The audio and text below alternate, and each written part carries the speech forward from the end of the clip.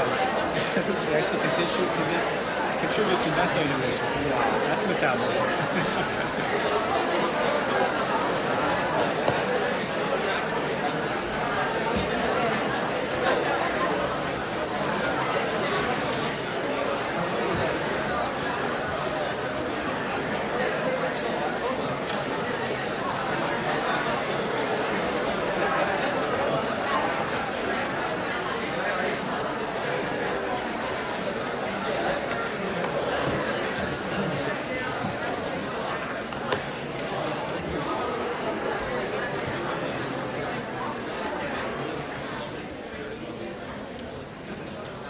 Okay, so we're going to continue on talking about G protein coupled receptors in terms of some of the key processes, a few key processes, and also some practical applications of their activation.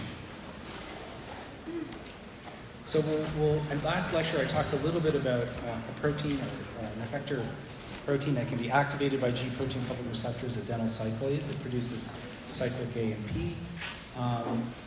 And we'll talk a little bit about how G protein coupled receptors, particularly alpha subunit, being inappropriately activated, can lead to infectious diseases like cholera and whooping cough. We'll focus a little bit on a key kinase called protein kinase A, and then a downstream effector of that is CREB. And then we'll get into a little bit more about some other signaling proteins like phospholipase C, and some of these molecules that are known as secondary messengers. So just to recap, last lecture we talked about how G protein coupled receptors, this is actually a very inaccurate cartoon rendition because it's this rather large receptor. Remember those 7 transmembrane domains? It kind of undulates like a snake, but for the textbook puts it as a block, which of course doesn't even know what it look like. But the key aspect here is to note that when a ligand binds to that receptor, it causes the recruitment of this trimeric G protein complex. So remember, it's composed of 3 units, the alpha subunit and the beta gamma subunit, which here is shown as 1. They are 2. Part of the reason they show it as 1 is that they basically bind so tightly together they never really separate. These subunits, the gamma subunit, the alpha subunit and I believe the gamma subunit, if I research correctly, are linked by a lipid anchor. And when you have activation of this receptor, it causes recruitment of the trimeric complex over to the receptor, and it interacts via the alpha subunit. And then we talked about how, as a G protein, the alpha subunit can get rid of GDP and then bind GTP, and then that promotes a dissociation of all these complexes. And the alpha subunit then can move over and to an effector protein, in this case adenyl cyclase. And so that catalyzes the production of a second messenger called cyclic AMP. So alpha subunits can be stimulatory in that when activated they can move over and bind and activate adenyl cyclase. However, there are some alpha subunits. G alpha I stands for inhibitory. G alpha S stands for stimulatory. It makes sense. That when these types of receptors are activated, the alpha subunit moves over to adenyl cyclase and actually inhibits its activity. And we'll give a couple examples of how that can happen in real life. So cholera, it's a big problem worldwide, and it kills hundreds of thousands of people, mostly in developing countries, particularly when they don't have adequate clean drinking water. So this, it's caused by a bacterium called Vibrio cholerae, and this bacterium, frequently found in contaminated water, will produce a toxin called the cholera toxin. And when you ingest that water, it goes through your digestive system into your intestines, then the cholera bacteria is releasing this toxin, and it'll bind to a certain receptor on intestinal epithelial cells. So these are the cells that line your intestine. And then it's able to transverse into the cell. I won't get into all the mechanisms, it's not important. But the cholera toxin then goes and binds to a G alpha S subunit and causes it to be perpetually activated. Whether there's a ligand or G protein coupled receptor activation or not, doesn't matter. It artificially activates the G alpha S subunit. It moves over and binds adenyl cyclase. That starts to produce high levels of cyclic AMP, which then in turn will bind to a protein, which we'll talk about in a little bit more detail, called protein kinase A, or PKA. And that in turn can phosphorylate and activate the cystic fibrosis transmembrane regulator. Remember we talked about that a little bit? We talked about if we don't get things from the ER to the Golgi to the plasma membrane, that can cause problems. Mutations in this particular protein prevent that from happening. In this case, though, just from the focus of cholera, it's activation of adenyl cyclase and ultimately protein kinase A leads to the hyperactivation of this chloride channel, CFTR. So you start pumping chloride ions out, and that causes the passive movement of sodium also. And so now you get a buildup of salt in the lumen of the ER. And that, through osmotic effects, is going to cause water to rush from inside the intestinal epithelial cells into the lumen of the small intestine. And that causes massive diarrhea.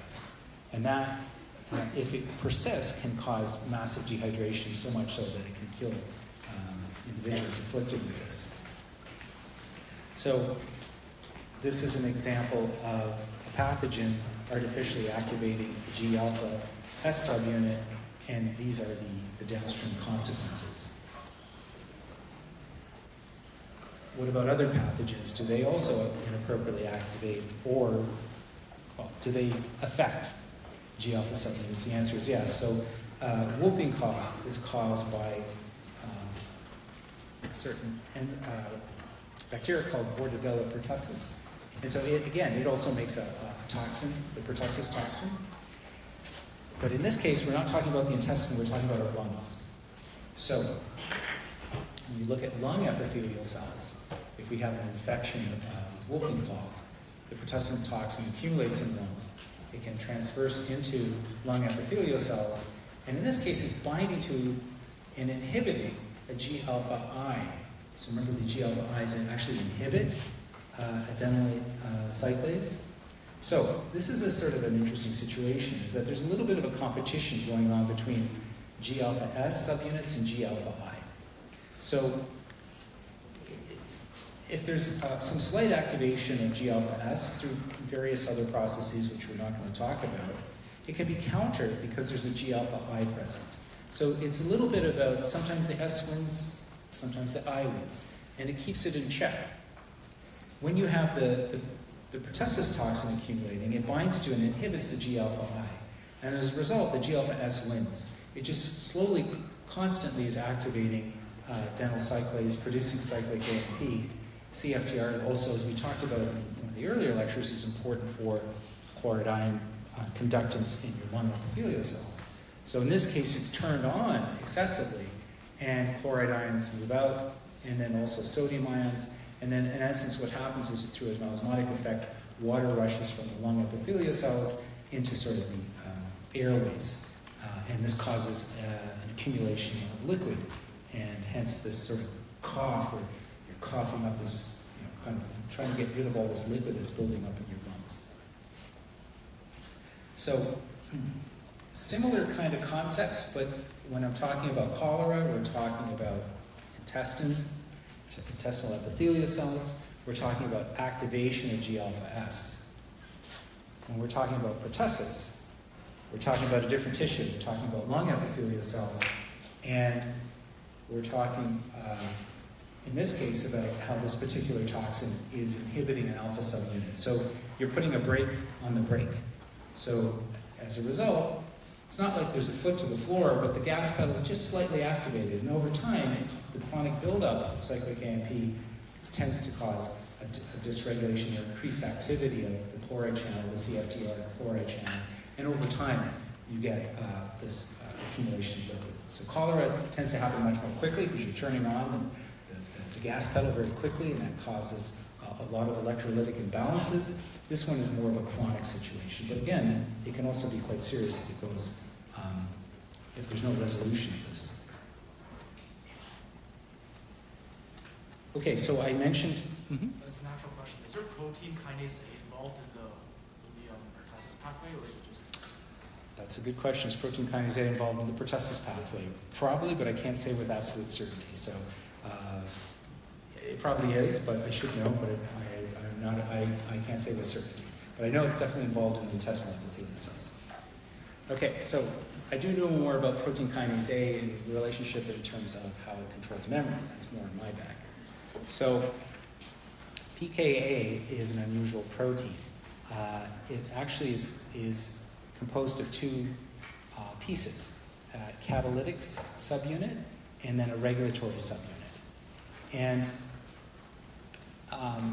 in essence, two catalytic subunits and two regulatory subunits assemble. So that's under just normal conditions. There's no activation of this particular kinase.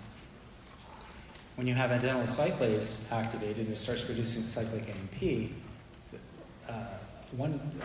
the cyclic AMP will first bind to, there's two binding pockets on the regulatory subunit of pKa. That's R is the regulatory subunit. And so what happens is when the first cyclic AMP binds to the B pocket, it lowers the KD for the second cyclic AMP molecule to bind to the A subunit. So what happens is cyclic AMP starts to bind the B binding cleft of the regulatory subunit, causes a conformational change in the regulatory subunit such that now the A binding cleft has a much higher affinity for cyclic AMP. Remember we talked about dissociation constant, about binding affinities? Lower KD means stronger affinity, binds more tightly. And when that happens, the two regulatory, when both binding clefts are occupied by cyclic AMP, that causes the detachment of the two regulatory subunits from the catalytic subunits. And so now they're free to go forward and phosphorylate things. So again, to reiterate, under non-stimulatory conditions, pKa is existing as this, what you might call a tetramer, so 4 proteins, 2 regulatory subunits, 2 catalytic subunits, and they're just sitting there doing nothing. When you start to get an elevation of cyclic AMP, the cyclic AMP molecules will first start to bind the B binding domain of the regulatory subunit, causes a conformational change. Now this creates a much higher affinity of the A binding cleft for cyclic AMP. When you have all of the binding clefts occupied by cyclic AMP, the regulatory subunits detach. And now the catalytic, the C domains, are able to go forward and do stuff. Now, before I go any further, I'm just going to introduce, expand a little bit more upon the other types of protein kinases that play major roles in signal transduction. So we've already talked about protein kinase A, and it binds cyclic AMP. So again, all these complex structures, I'm not going to test you on that. Dr. Pemberton may want to talk a little bit more about these because these are also related. Some of these particular molecules, which we'll talk about in a minute, are related to lipid molecules that play key roles in cell signal pathways. What I'm just simply introducing here is that these small molecules like cyclic AMP, cyclic GMP, diacylglycerol, which we'll talk about in a little bit more detail, and interstitial triphosphate, IP3, are important second messengers. And one of the key things that you can kind of get a clue as to, well, what do they actually activate, is when we look at something like protein kinase A, the A stands for AMP. When we look at protein kinase G, the G stands for cyclic GMP. These ones, okay, so protein kinase C can be activated by day, so you don't get a hint so much off that. We'll talk about these two later. So pKa, pKag, one easy way to remember what activates them, the A stands for cyclic AMP, the G stands for cyclic GMP. And we'll talk about certain examples of how these second messengers play roles in activating some of these enzymes, which are listed below. I'm not going to ask you to memorize these structures because I could recapitulate them on exam if my life depended upon it.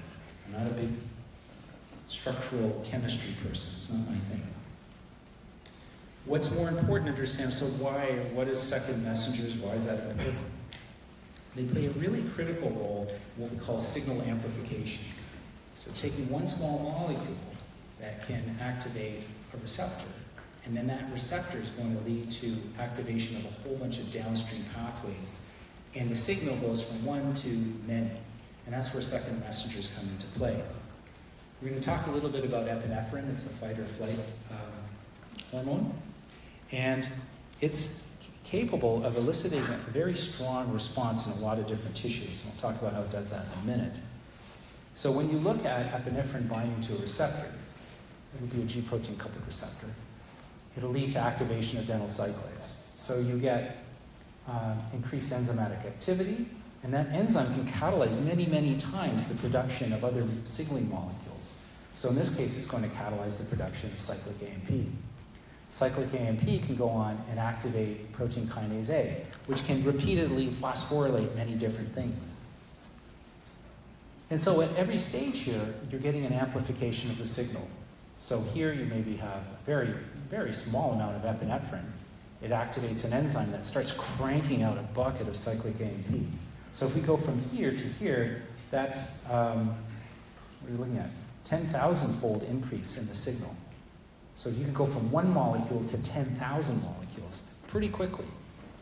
And then these molecules, of course, can go and activate protein kinase A. What isn't a phosphorylation and done type of thing? It phosphorylates, and then it moves over, and then it can catalyze a phosphorylation event on the next substrate. And it can, depending on the particular kinase, can do it fairly quickly. So ultimately what happens is you go from a very small signal to a very broad event. So you're getting amplification at each stage, which will cause this massive effect. And so epinephrine is also known as adrenaline, and one of the things that it can do is promote glucose liberation. We'll talk about that in a minute. It can increase your heart muscle contraction, so make your heart pump faster, and it can cause vasoconstriction. So what it can do is A, help liberate stores of glucose from glycogen that's stored in your body. 2, make your heart pump a heck of a lot harder. And 3, restrict blood flow to, let's say, for example, your intestines. You don't need blood flow to your intestines. You need blood flow to the other parts, like your heart. So it basically prepares the animal to elicit either fight or flight. It's going to exert the energy to fight off an attacker, or it's going to expend the energy to run away. So a dramatic example of this, it's true, I mean it could happen, I suppose. How many people here have ever seen the movie Pulp Fiction? Okay, not too much. I know it's 30 years ago, before most of you were born. Anyway, I saw it in the movie theater, and I thought it was one of my first Quentin Tarantino movies, and I thought it was great. It's a very unusual movie, not everybody's taste. But there's an interesting incident in the movie in which this sort of thug, played by John Travolta, is assigned to take out his boss's wife to show her a good time. And that's played by Uma Thurman. And so he takes her out and they have a great time, and they go back to the apartment, and he goes into the bathroom, and she reaches into his coat looking for cigarettes or something, and she finds this little bag that she perceives as cocaine, and she goes to sniff it, not realizing that it's heroin. And so, yeah, don't you hate when that happens? So, in this case, it causes an immediate effect that she obviously overdosed on this, and her heart is at the point of almost stopping. And so he doesn't know what to do. He can't go to the hospital because how is he going to explain this, particularly to his boss, who will kill him for what he's done?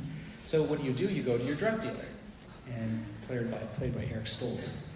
And he's like, you got to do something. He said, well, I read in a book that if you inject adrenaline into the heart, somebody who's ODing can be revived. And so, of course, they have no idea how to do this, so he puts a little Sharpie on where he thinks her heart is, and he leans back, and it's a very dramatic moment, and then stabs her with the needle and injects her, and she immediately wakes up. So it immediately jump-started her heart within a second. So kind of a dramatic event. It's a good movie to watch it. It was kind of really risque, a lot of profanity. Okay, so So how does it, so that's one example of somebody overdosing that you might have to do this. But in normal circumstances, historically, let's say, go ahead.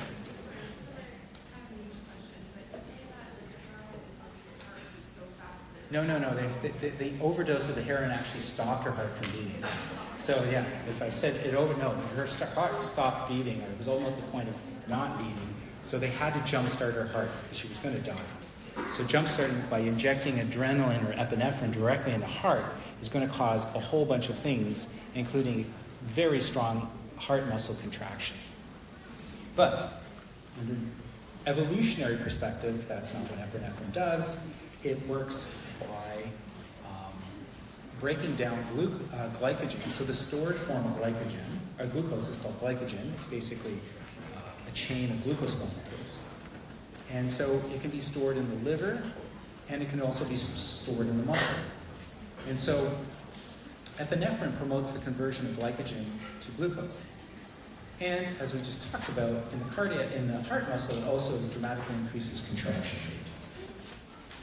So this is part of the fight or flight response. All right, so the textbook kind of gives this not so great picture. I'm going to go over it first, kind of introduce the concepts because it's kind of complicated.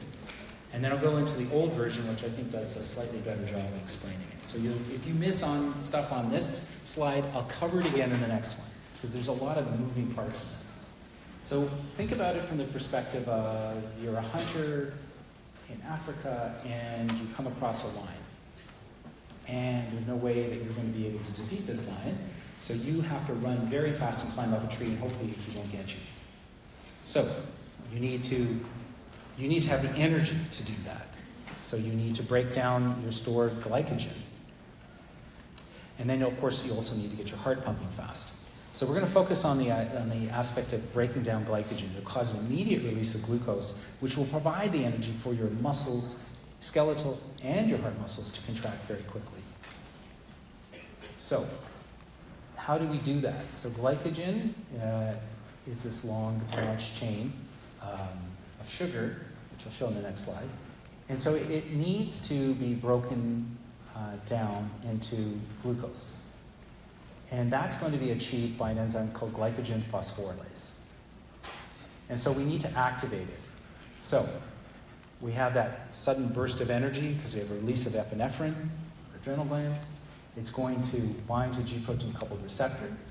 And it's going to elicit the stuff that we just talked about, right? So G-alpha-S being activating adenyl cyclase, producing cyclic AMP, activating protein kinase A. So we just talked about it. So what is protein kinase A going to do?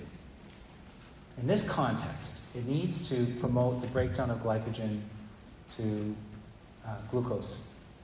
And so that'll be achieved by activation of an enzyme called glycogen phosphorylase.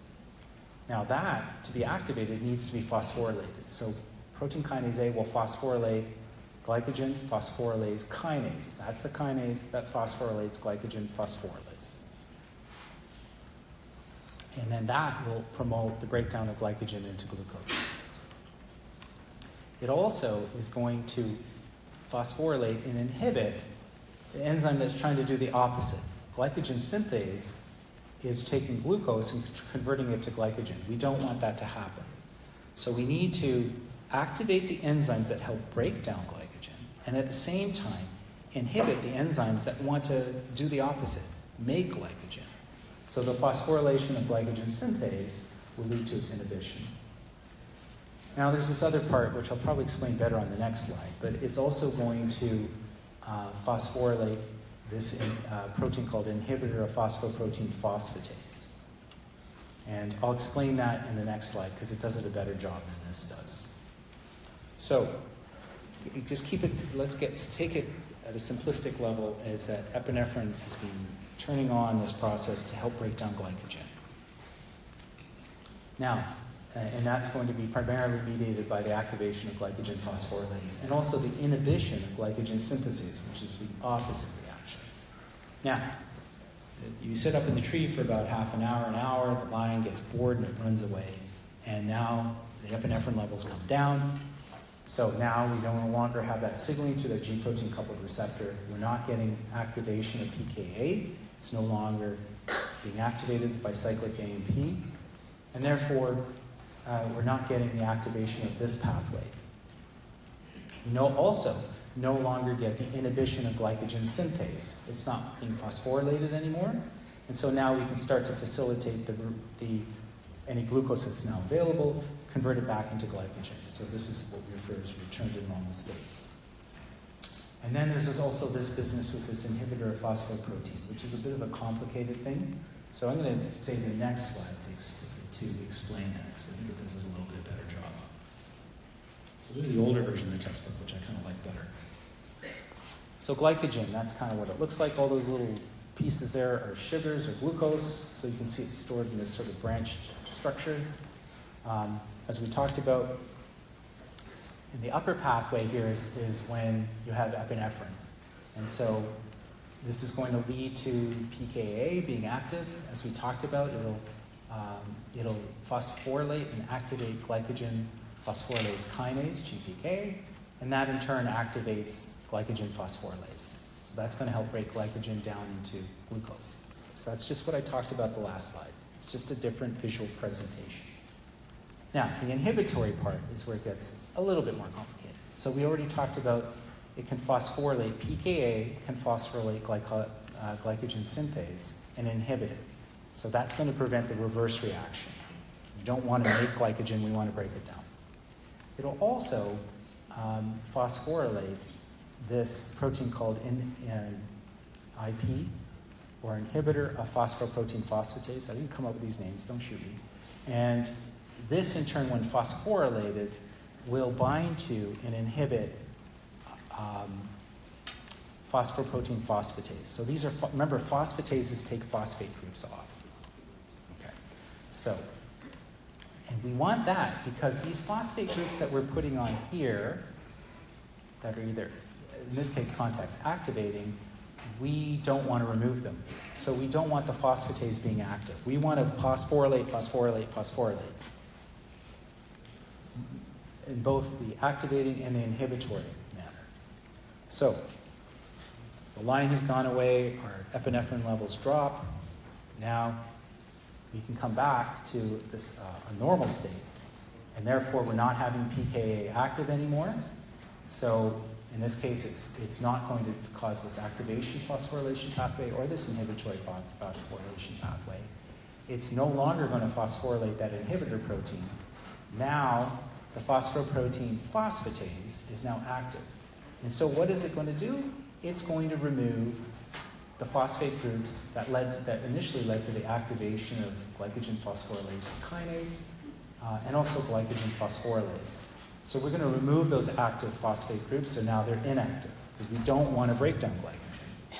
We also want to remove the phosphate group off glycogen synthase, because that leads to its inactivation. So taking off that phosphate group now allows glycogen synthase to be active, and now it can catalyze the reverse reaction, which is taking glucose and storing it as glycogen. So if you kind of go through those processes and think about epinephrine present, what is it going to do? It's going to bind to that receptor. It's going to initiate all those events we just talked about, elevation of cyclic AMP and activation of adenylcyclase, elevation of cyclic AMP. PKA is on. PKA on. What is it phosphorylating? It's going to phosphorylate things that are going to promote the breakdown of glycogen. So those are those enzymes there. And it's also going to phosphorylate the enzyme that's trying to do the counter event, which is to make glycogen. So we inhibit glycogen synthase. And it's also going to phosphorylate this inhibitor protein, which can bind to and prevent the activation of the phosphoprotein phosphatase, which, if it's active, it's going to take these phosphate groups off. We don't want that. Epinephrine goes down because everything is calm. Now, we're not going to have the inhibitor protein phosphorylated. It's going to detach from the phosphoprotein phosphatase. The phosphatase is now active. It's going to remove these active phosphate groups, stuff that's involved in glycogen breakdown. And it's going to remove that inhibitory phosphate group that's involved in glycogen synthesis. That's basically it. So if you kind of follow through, yes, there's a lot of stuff involved, but it does make sense. Okay, so that's an example of protein kinase A when activated, causing a very quick effect, and a very massive effect. But protein kinase A can do other things that take longer. So we talked about, last lecture, we talked about short-term, very quick events that can happen. And then I also mentioned that there could be events that take maybe hours. So we'll focus a little bit on that. So pKa can also lead, when it's activated, can also lead to activation of, or an inhibition, but mostly activation of gene expression. And so it does that by phosphorylating a protein called CREB, which stands for Cre binding protein. What does Cre stand for? Cre stands for cyclic AMP response element. So maybe we'll start down here. So if we look in the nucleus, there are certain DNA sequences found within promoter regions that are called Cre sequences, cyclic AMP response elements. And so they respond to the transcription factor CREB, which stands for Cre binding protein. It kind of tells you what it does. Now, Cre binding protein is not active unless it's phosphorylated by pKa. And so when we get activation of pKa in certain tissues, and we'll talk, for example, about in the brain, this can lead to activation of CREB, and it can bind to these Cre elements and turn on expression of genes. So it can bind to many different promoters. In some cases it activates, in some cases it inhibits. It depends on which gene it is.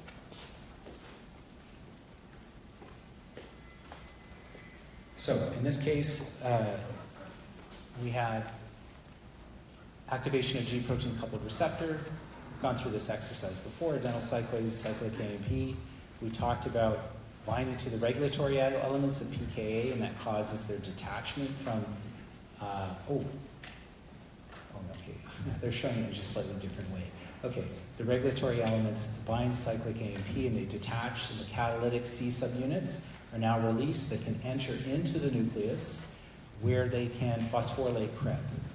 And then CREB can associate with, or it can bind to the cyclic AMP response elements and then cause the recruitment of what they call a coactivator protein called CPP, CREB binding protein.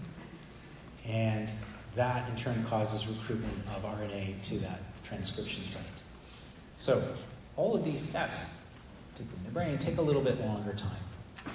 And when activated, in some cases, can persist for a very long period of time. So this leads to a very, very superficial way of talking about how memories are formed. But by no means is this exhaustive. It's only kind of very briefly touching on how memories form. And there's many other processes that go on. I just removed all of that because we're going to focus on it from just the perspective of protein kinase A. So, you may have an understanding what a synapse is. So we have an action potential, and it runs along an axon, and it ends at this terminal or the bouton. And so this is what we call the presynaptic cell, and this is the postsynaptic cell. So they're not directly connected, but they're close. This actually would be an example of paracrine signaling, where a neurotransmitter released from the presynaptic cell will cross the synaptic cleft and bind to a receptor, or in this case, it could be an ion channel, on the postsynaptic membrane. And so what happens when binding to this ion channel, it causes an influx of calcium. Now, calcium can go and bind to another important protein called calmodulin. We'll talk about this in a couple other examples in the next few slides. Calmodulin can then go and bind to many different things. In this context, it can bind to a kinase called calmodulin-dependent kinase, or CAMK2. And then that kinase, in turn, can activate adenyl cyclase. And adenylocyclates, as we know, will catalyze the production of cyclic AMP. That's going to activate protein kinase A. So this is all in the cytosol. And then pKa can enter into the nucleus and phosphorylate CREB. CREB will bind to those cyclic AMP response elements, or CRE elements, and it can turn on gene expression. Now, it turns on gene expression for a lot of stuff. I don't really want to delve into that because it's beyond the scope of this course. But some of these things get turned on very early, and those including many transcription factors which go on and bind to promoter regions of other genes. So there's sort of a first wave of gene expression followed by a second wave of gene expression. They turn on a lot of things that are really complicated, which I don't have time to get into, but some of these genes that they turn on can do a couple of things. Some of them are promote the growth of new synapses. So there could be turning on cytoskeletal proteins that help promote this sort of extension of the plasma membrane to form a new synapse. So it's called synaptic remodeling. So we're actually structurally changing the neurons that they create more synapses, and they can respond to more neurotransmitters. It can also affect other neurotransmitter receptors or channels. So to make them either increase their mobilization up to the membrane or increase their activity. So what happens is every time you're thinking, so you're studying for the final exam, and you try to remember what does pKa do, and what's this catalytic and regulatory domain, and there's 4 of them, I don't know, there's 2. So you repeat it over and over again. And what's happening is this stuff is happening in your brain, or hopefully it is. And the more that you repeat it to yourself, the more that you're stimulating this pathway. And then the gene expression changes now start to become stable, and the structural changes actually become stable. So there's a saying that neurons that fire together wire together. The more that you think the same thought or try to understand the same process, the more that the signaling pathway is going on, and the more that you're stabilizing the synapses, both structurally by forming new synapses, and also increasing the responsitivity of the existing synapses by either increasing the level of receptors or ion channels, so that the threshold to activate this effect is very low. So once you've got it really rock solid in your brain, when you start to think pKa, 2 catalytic units, 2 regulatory units, the regulatory units binding with to the B pocket, cyclic AMP, activates blah, blah, blah, right? So obviously I've been saying this to myself for too long, and by teaching this course. So it's rock solid. I got buckets of synapses for that thought process. You have just a few. The more that you repeat this to yourself, the more that you're stabilizing the synapses, both structurally and both response to neurotransmitters. Okay. What if there's a void between my ears? Does this still occur? Okay. All right, Skippy. We can talk about that later. Okay. So, what's interesting about this is that these changes can last for hours, but the more that you repeat it, the more it will be stable. So there's some of our memories that are so stabilized. So some of this, again, I won't get into all the complexity, some of it is occurring in a temporary mechanism in your hippocampus. The more that you start to stimulate this pathway, it projects into other parts of your brain that where it becomes long-term memory. So the key thing here is to take to note is that that pKa obviously is playing a role in this, that it's influenced by calcium, and you may vaguely remember we talked about one other aspect of memory, which is about mitochondria. It's not shown here, but when the calcium enters into the neuron, it can then also enter into the mitochondria, and then it can then activate kinases. And we now know that this CAMK2 is also found in the mitochondria. And it phosphorylates the transcription factor, which increases transcription of mitochondrial genes. So I'm not reiterating all that in great detail because guess what? That's in like lecture 2 or 3, I can't remember. So it's important to know that calcium entry triggers many things, starting with activation of calmodulin and CAMK2, that there's gene expression changes. Some of them are very early and some of them are later. And that ultimately these genes that are turned on are going to stabilize the synapses by physically forming new synapses and increasing the responsivity to existing synapses by increasing mobilization of receptors or ion channels to those membranes. So hopefully that makes some sense. Okay.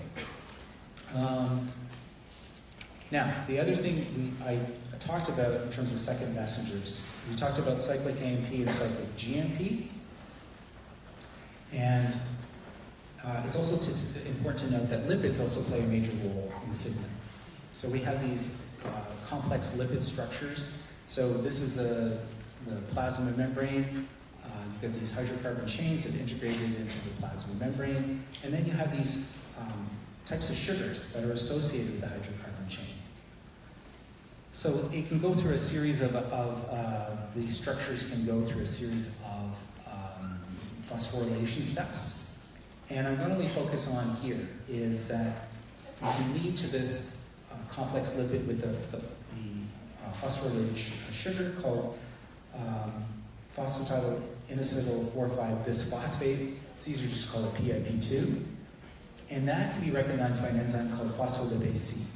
And so it can cleave off this inositol, right? So this sugar chain, phosphorylated sugar chain, and resulting in diacylglycerol, which is still associated with the plasma membrane, and this signaling molecule called inositol 1,4,5-triphosphate, or IP3. So these are I'm not going to ask you to memorize any of this, and I certainly wouldn't ask you to memorize the structure. Remember, I don't care about structure. Maybe Dr. Pemberton does, but I don't. So these two things are second messengers, diacylglycerol and IP3. So we'll talk a little bit about how do these things get activated. So again, we can look at our usual suspect, a G protein-coupled receptor activating the alpha subunit, and in this case, the effector enzyme is phospholipase C. So it will catalyze the conversion of PIP2 to IP3 and also diacylglycerol. Now IP3, it's a free agent now. It can float around in the cytosol. And then it can go to and bind to these channels found in the endoplasmic reticulum membrane called IP3-gated calcium channels. It describes exactly what they do. So when IP3 binds to it, it causes an opening of the channel and calcium is released from the endoplasmic reticulum into the cytosol. And then calcium can bind to a lot of different things. We talked about calmodulin, I'll get back to that in a minute, but it can also bind to another protein kinase C. Again, C gives you a clue, it binds to calcium. Now, protein kinase C is active, but to be fully active, it also requires diacylglycerol. So the protein kinase C can move up to the membrane and bind diacylglycerol. And these two second messengers dramatically increase protein kinase C activity, and they can go on to phosphorylate many substrates. And as I mentioned, calcium, when we talked about neurons, can also bind to an important protein, calmodulin, which is obviously a calcium binding protein, which in turn modulates the activity of many other proteins. So we talked about it modulating CAMK2, calmodulin-dependent kinase. So where's a practical example of where this comes into play? Well, controlling our blood pressure. And how do we control our blood pressure? Well, when we think about our arteries, the lining of the arteries are composed of vascular endothelial cells. And surrounding the arteries are smooth muscle cells. So here's our vascular endothelial cells, and here's our smooth muscle cells. So when our smooth muscle cells contract, they constrict the artery. We have less ability for blood. The blood cannot flow as readily. It will also increase your blood pressure. When the smooth muscle cells relax, it opens up the diameter of the artery and more blood flows, blood pressure can drop. So this is in part regulated intrinsic. There's a lot of ways to regulate blood pressure. This is one. So there can be sympathetic, parasympathetic innervation of certain arteries, and this can release acetylcholine. It can bind to a G protein coupled receptor. It'll lead to the activation, the alpha subunit, it's not shown here, will bind to and activate phospholipase C, and that's going to cause the production of IP3. IP3 then can promote the release of calcium from the endoplasmic reticulum. That can activate calmodulin, and calmodulin can then in turn activate an enzyme called nitric oxide synthase. And so I'm not going to get into the details of all the enzymatics, but it basically can catalyze the production of nitric oxide, which is a gas. So the nitric oxide, as a gas, is able to cross membranes. So it can cross the membrane of the endothelial cell, and it can cross the membrane of the smooth muscle cell. And then it's going to bind to a nitric oxide receptor. Now this receptor, when bound to nitric oxide, it has intrinsic guanyl cyclase activity. What does that mean? It converts GTP to cyclic GMP. Cyclic GMP, in turn, as another second messenger, can readily bind to protein kinase G and activate it. And it goes on to phosphorylate a lot of structures associated with muscle contraction. In this case, the phosphorylation leads to the muscle fibers relaxing. And so when this happens, the relaxation of the muscle cells causes an expansion of the diameter of the artery and more blood flows in.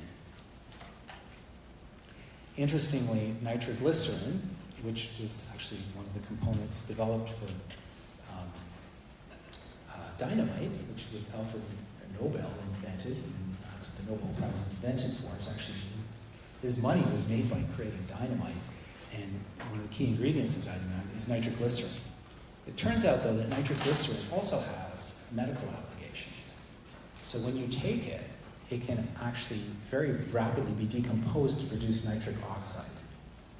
And so this is used for people that suffer from angina. So angina is where there's a constriction of coronary arteries to the heart. It can happen very quickly, and it leads to inadequate blood flow to the heart itself, and the heart can actually really struggle to pump. My grandmother suffered from angina, and when she would have these attacks, she always had to have these pills handy that she would put one under her tongue, and within probably 30 seconds to a minute, she'd be totally fine. There was one time when she had an attack as she was opening up a dresser drawer, and she passed out, and she pulled the whole dresser with a big TV. It fell on her. And my grandfather, who was quite ill at the time, she was taking care of him, miraculously, who hadn't been out of bed in like almost a year, jumped up and hauled off this dresser and this TV, and then put the nitroglycerin pill under her tongue and saved her life. So it does have pretty dramatic effects. So I'm just looking at the time, and I've got a kind of an interesting thing to talk about the next couple of slides, and I don't want to rush it. No pun intended. So we'll hold off there, and we'll finish this next week.